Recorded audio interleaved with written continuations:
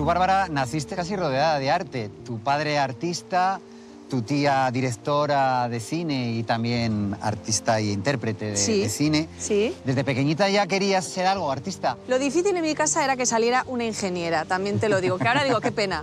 Porque faltan ingenieros, faltan ortodoncistas, faltan... Científicas. Eso no, científicas no hay.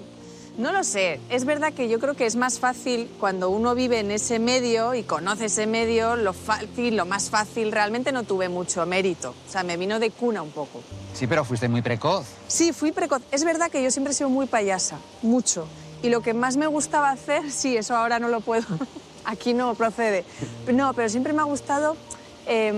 pues, por ejemplo, imitaba a todas mis profesoras y profesores. Lo siento, ahora lo digo, pero esto lo he hecho toda mi vida. Mi juego era ese.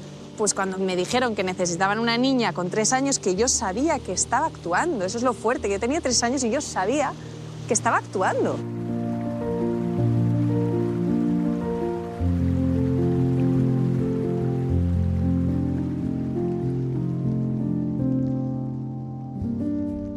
Bárbara, te voy a enseñar un árbol que es muy ibérico. Este roble es el roble melojo, también se llama rebollo. Vale. El nombre científico es Quercus pyrenaica y curiosamente hay en toda España menos que en el Pirineo. ¿Qué es lo que sorprende de este roble, sobre todo? Estamos en invierno y no ha tirado todavía las hojas. Estas serían las hojas que llamamos marcescentes. En botánica quiere decir que no se van a caer durante todo el invierno hasta que las yemas nuevas empujen esa hoja vieja y la tiren. Y otra peculiaridad es el color que nos está dando. Sí, es precioso. Tú que tienes esa imagen estética siempre de tu entorno familiar, sí, te das cuenta que aquí tenemos una paleta de colores fantástica, pasada, ¿no? Con los verdes de los brezos, de las jaras, estos marrones. Y luego esto, yo digo musgo, no sé cómo le llamas a Son esto. líquenes. Eso, líquenes. Los Son líquenes una pasada. están son vestidos, esculturas. auténticas ¿no? esculturas. Es como... Este es un roble que tiene un poco mala fama porque siempre se ha utilizado mucho para leñas. Sí. Tiene capacidad de rebrotar prácticamente de las raíces siempre y no se le considera un árbol en condiciones, se considera más como que fuera un arbusto. Toca la hoja, ya verás. Ya, es como aterciopelado. Muy aterciopelada, tiene pilosidad, tanto por arriba como por debajo, por el haz como por el envés. Si yo cojo una hoja... Sí. A ver, voy a coger una. Coge una. Es una adaptación que tiene este roble porque es muy mediterráneo, muy peninsular, Sí. para poder también sobrevivir al calor. Ah, vale. Estos pelos le van a permitir que cuando haga mucho calor no tenga demasiada evaporación. O sea, es un superárbol. Es un superárbol, ¿No? súper adaptado Vale. a nuestra super península ibérica. Qué bonita.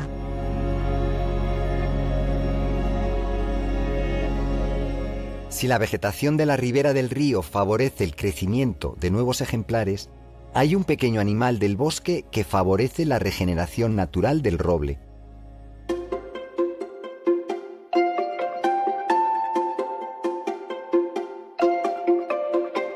Los ratones de campo se alimentan de sus bellotas, pero también las dispersan, favoreciendo el crecimiento de nuevos ejemplares. Este es solo uno de los muchos servicios que presta el pequeño roedor a la naturaleza. De hecho, estos animales son fundamentales para que el ecosistema del bosque se mantenga floreciente. Aurelio, ese es un ratón, ¿no? Es un ratón de campo, sí. ¿Y qué estás haciendo con él? Pues estamos midiendo las tasas metabólicas, es decir, digamos, el ritmo de su motor interno. Tomamos de cada uno de los individuos de la población no solo su comportamiento en términos de uso del espacio, sino que también podemos calcular un parámetro fisiológico básico, que es cuánto gasta. Wow.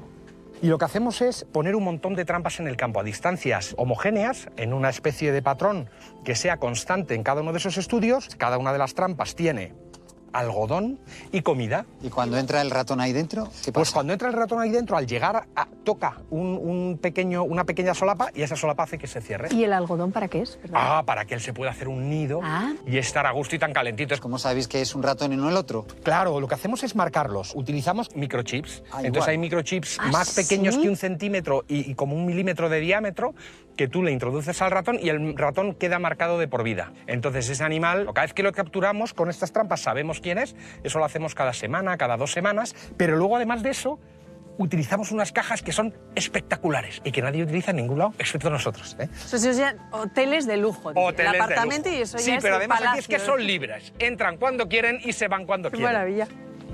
Es una caja que permite monitorizar, digamos, la actividad. El ratón entraría por aquí directamente, pasaría por aquí y al pasar por aquí activa esta antena, lee quién es.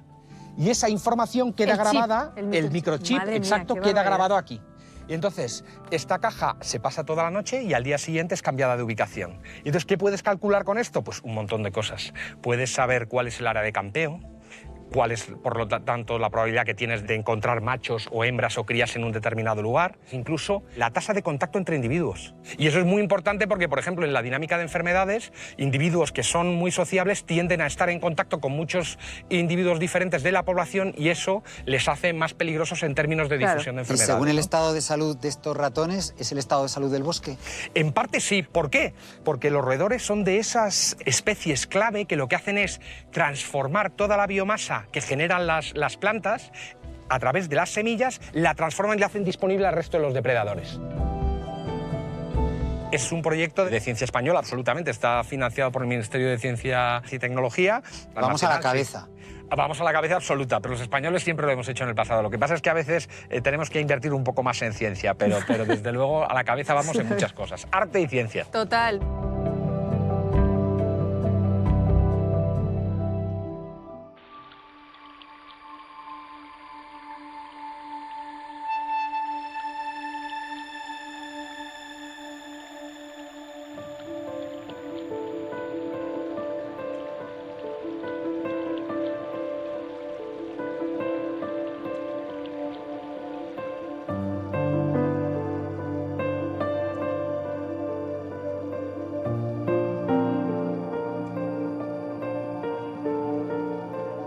¿Notas el olor?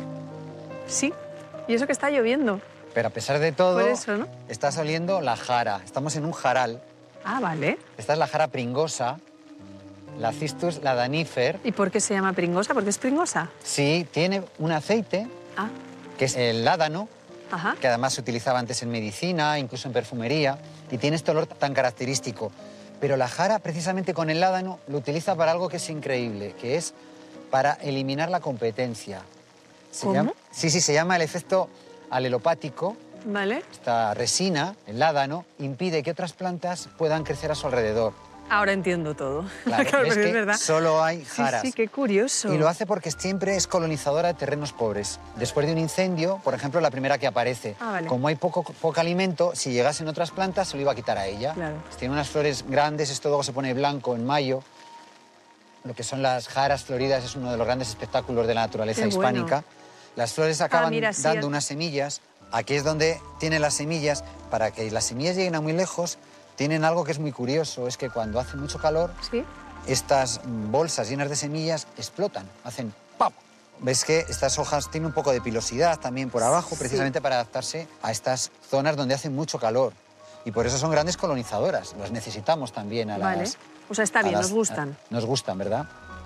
Sí, son Y el bonitas, olor. sí. A mí el olor de la es una- jara, sí, la verdad es que para es mí es uno de curioso. los olores más Sí. intensos del bosque. Sí, tienen que venir aquí para sentir eso, ¿no? Porque eso no llega a la tele. No la llega a la imagen. tele. Es una pena. Hay que Es pasearlo. lo único que no llega. El bosque hay que pasearlo y hay que olerlo. Sí, la verdad es que sí. Este arbusto puede llegar a los 2 metros de altura. Sus hojas son estrechas y alargadas y están impregnadas de una sustancia pegajosa y muy olorosa.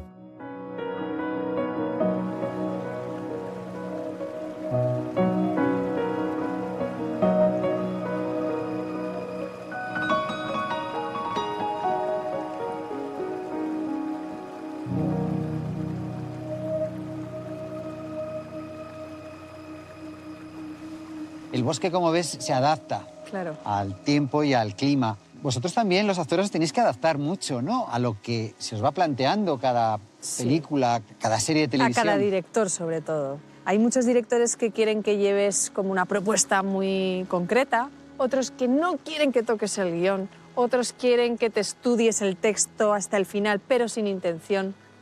O sea, es que es un mundo cada director. Entonces es verdad que en ese sentido somos un poco marionetas y tienes que confiar. Por eso es tan importante como una reunión con el director antes de empezarlas, o sea, para ver que de verdad te entiendes y que te vas a poner en sus manos. Sí, por eso el cine, la televisión, es un trabajo en equipo. Sí, totalmente. Pero absolutamente sí. Creo que hay una cosa que la gente, los espectadores, no sé si lo saben del todo, pero la comedia es mucho más difícil que el drama para mí. ¿Ah, sí? Sí. Llegar a hacer, hacer reír a la gente es más difícil ¿Que hacerles llorar? que hacerles llorar. Pero eso en la vida también, te puedes imaginar, ¿no? Es verdad que la comedia tiene sus tiempos, tiene sus silencios, y entonces si no haces exactamente de esa manera, pues no. Y eso es muy difícil. Y sí, para mí la comedia es complicada, es muy compleja. Más que la época y cuándo se actúa de una manera u otra, yo creo que estamos en un momento que entre las plataformas y el cine y el teatro y tanta tele, hay de todo, ¿no? Y todo tipo de papeles y personajes y directores y propuestas. Y es un poco más también, depende del director. Hay directores que quieren el realismo puro, pero puro, y otros como Gonzalo Suárez, que cuando yo me sentía más natural y más tal, me dice, ¿qué haces? ¡Esto es ficción! Y entonces cuando más teatral tú te sentías, era, y es verdad, porque luego si en esa película, yo luego viéndola, hubiera estado tan natural como en otras pelis que luego he hecho, digo, no, o sea, es que no, porque descuadra todo y no se entiende, no funciona.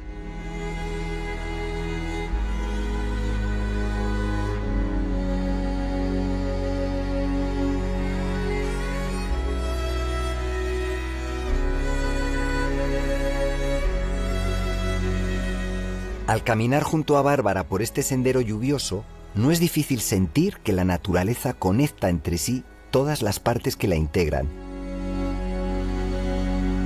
El agua y la tierra, el clima y la vegetación, todo adquiere sentido en este valle del río Lillas. Una seta, por ejemplo, nace en un determinado lugar porque se crea una conexión con la vegetación de ese rincón del bosque.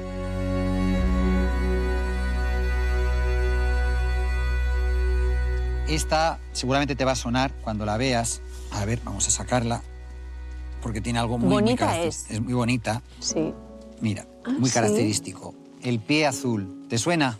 Es que mi madre sabía un poco de esto y me acuerdo que había una concretamente que allí le llamábamos guibelurdiña. ¿Qué significa? Que si alguien sabe, a lo mejor se me echan encima y dicen, no es, bueno, yo lo voy a tirar. Guibelurdiña significa hígado azul y son comestibles, hay bastante en el norte y yo juraría que son estas. Esta que tenemos es la lepista nuda y sí, es comestible. Qué pero bueno. hay que siempre guisarla. También eso lo llaman en Valladolid la nazarena del bosque. Qué bonito. Porque ya va vestida de Semana Santa, que probablemente es la más tardía del otoño. Ya crece casi en invierno. Ya. Por eso ahora es la época de poderla encontrar. Tiene un sombrero carnoso y plano y aspecto de color azul violáceo que va perdiendo con la edad. De carne muy tersa, debe cocerse bien para evitar molestias gástricas.